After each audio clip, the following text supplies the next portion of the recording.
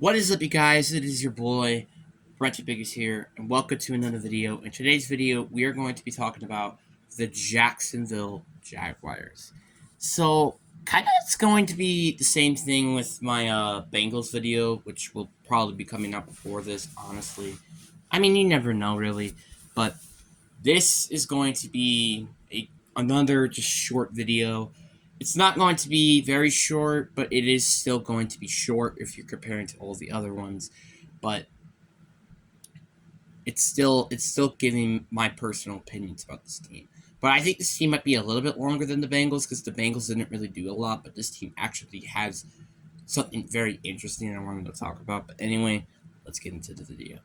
So the Jacksonville Jaguars are, I think, probably one of the best teams in the AFC. And I honestly could say this might be the top 5 best AFC team. Obviously, we all got the Chiefs, the Bengals, and the Bills. They're all the top 3 best teams in the AFC. But the 4 and 5th, where it really gets interesting. In my opinion, I think Dolphins are number 4. But Jaguars, I think, takes the number 5 spot here. Now, obviously, there's the Jets, and then there's the Broncos, kind of, and the Chargers that could compete for the 5th spot, obviously, or 6th. But I think the Jaguars are deserving to number 5 because of the fact that this team has, in my opinion, one of the best head coaches. So, what I think, like, if you look at all the other teams, obviously, besides Sean Payton, they don't have a Super Bowl winning head coach. Mike McDaniel only made it to the Super Bowl as an offensive coordinator. Robert Salad, same thing, because he was with the 49ers tree for some reason. I don't know what's up with 49ers getting jobs as head coaches, but anyway. And yeah, it's very interesting. Also, I guess you could say the Ravens with Jim Harbaugh, but that's a different story because he's actually won a Super Bowl. But we're not here to talk about those other teams. We're here to talk about the Jaguars, which I think are the best team. Even if I forgot about the Ravens, I actually still think they're better than the Ravens. This team, in my opinion, is probably one of the best teams heading into the season. They did not make a lot of changes till heading in the season. They did lose Marvin Jones, but you got Calvin Ridley, so I don't think that's really a bad thing. Just the problem is how good is this team going to be? Obviously, I do think on defense, I think their team is going to get a little bit better with more experience. For example, like players like Trayvon Walker, Andre Cisco, Tyson Campbell. There are a lot of young players, Devin Lloyd, on defense because, like, of how good their past 2 drafts have been. Let's look at the 2021 draft with Trevor Lawrence, Tyson Campbell, Andre Cisco.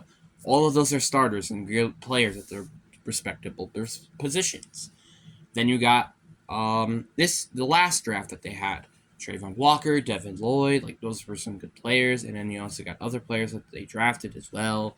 So they definitely have a very young team on defense. I'm not saying offense is extremely young because you got like players like you got like Trevor Lawrence and Travis Etienne, but you also got like players like Cam Robertson. You have Andrew Norwell, I think maybe I don't know, but you also got Christian Kirk, Evan Ingram, Calvin Ridley, Zay Jones. All those are respectable old players. And one thing that really makes this offense, I think, very scary is their receiving core. Now, um, I gotta be honest with you. I think this is probably one of the most underrated receiving cores in the league. Like, I honestly could say this is a borderline top 5 receiving core in the league. I'm not joking.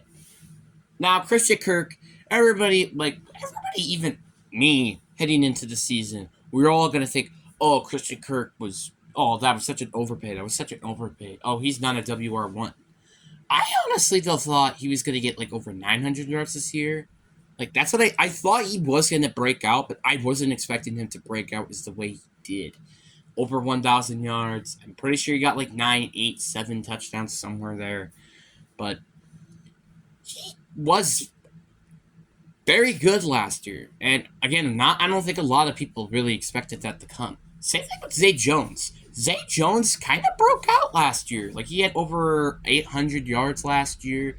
That's not that bad for, especially for Zay Jones.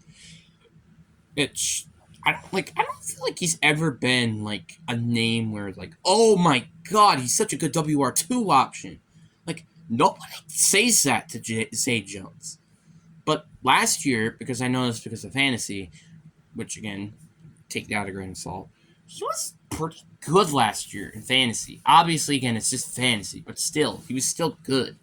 And then you have Evan Ingram, which I thought was one of the best tight ends heading into the more back half of the season.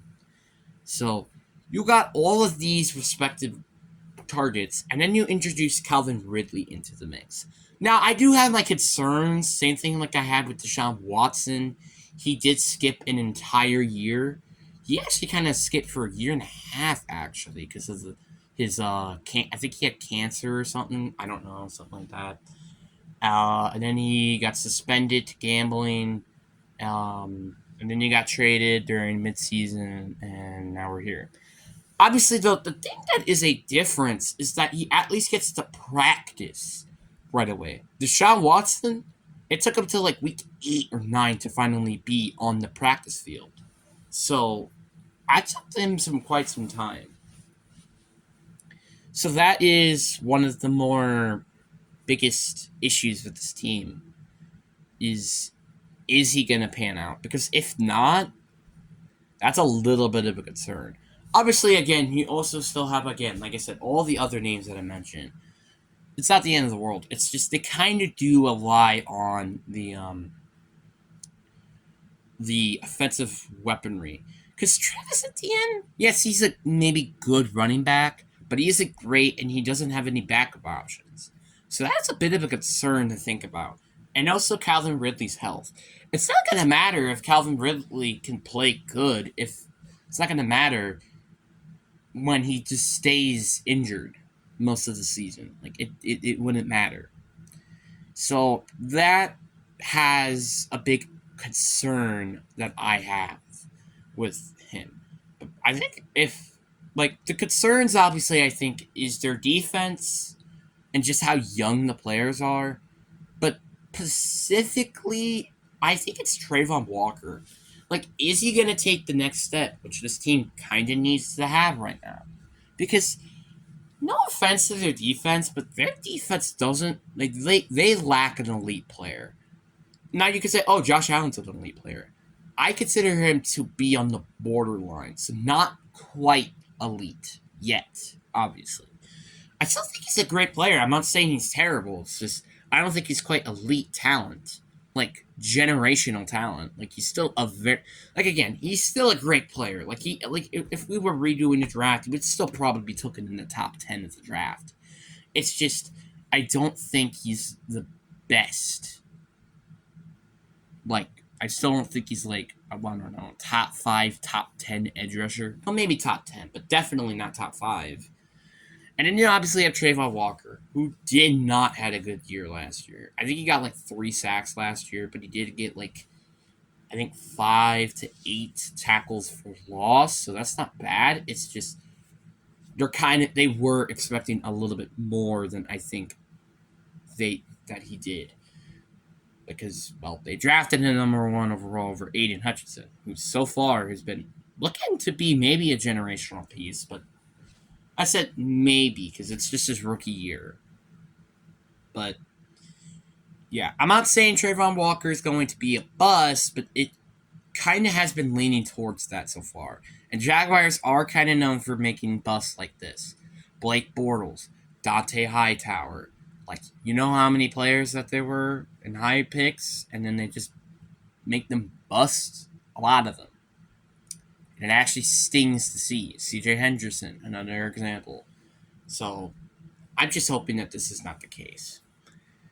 And then obviously, I think the rest of the secondary, outside of Andre Sisco and Tyson Campbell. So let's just say, for example, they didn't exist. The secondary is garbage. Now, obviously, again, they do exist, thank goodness.